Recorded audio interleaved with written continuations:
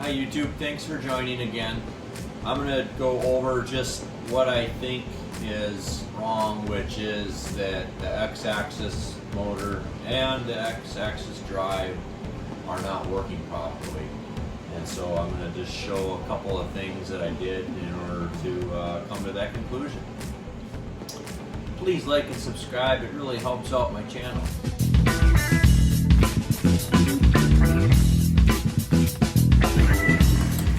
Okay, I'm going to take you through what I did, but I'm going to show you first why I think that the X motor is bad, because the first thing I did was that the Z motor works on the Z drive. So I plugged in the wires. Well, that's the way it comes from the factory, but if I take it's the same motor on the X and Z. If I take that X motor and I put it on the Z drive wires, it doesn't work. So that tells me the X motor is bad. And the second test I did is telling me that the X drive, the drive for the X axis is bad, because the Z motor, which works on the Z drive, does not work on the X axis drive. So that tells me that the X drive is bad too. So bad motor and bad drive. The next thing I did was with the Z motor on the Z drive, it has, when the motor is resting, 16 volts on the two terminals. When it's running, the voltage fluctuates. I can't really get a real reading on the bad motor. And I also noticed that if you unhook the wires from these motors, from the servos, that one wire reads 0 volts and the other one reads like 27, but as soon as you plug them into the servo motor, then you get 16 volts at rest. So I don't know what this means, but I'm posting it and hoping that somebody can help me. If I had a way to, I think the next thing is I need to really understand how to take that servo motor apart and check it, and then also the drive. And so in the back of the machine is the drives. I'm gonna go around back and show them to you.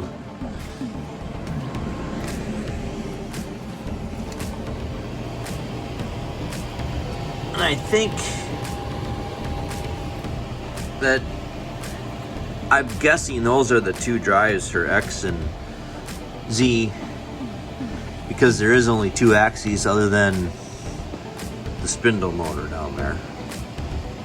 So if somebody knows how to go about troubleshooting one of these drives, the X drive, that would be great. Okay, we're all booted up. Now it's time to see if I'm gonna be able to operate this thing. Oh my God, it's going to an error immediately. Wow. So this tells me that I may have a bad X-axis motor. I'm hooked up to the Z, and when I hook up to the Z, I get a alarm message, 093 excessive Z-axis servo error. I don't get that if I have the other motor. This is the Z motor up here right now. I don't get that when I do that. But when I take this Z-axis motor and put it up here, I also get an error. All right, everything's hooked up. This is the Z-axis motor. I rebooted the machine. I'm about to see if it'll behave now. I'm gonna try to home the X. Okay. And it immediately drives a X-axis servo motor. Error. Huh. Okay. So maybe I do have a problem with the controller. I'm gonna now I'm gonna leave that right there. I'm gonna hook up what I think is the bad motor there, see if I can get that to work. I'm gonna power this thing down again. Okay. All right, that's all plugged in. I'm waiting for it to finish booting here. Now I'm gonna check the Z-axis motor. I got ground here, and then the brush is the positive. So right now you can see there's 16 volts there. Oh my god. And as we're moving, we're getting 18 volts, 12. Okay, well, that's interesting. Okay, that's the black wire on the servo. Here's the white wire on the servo.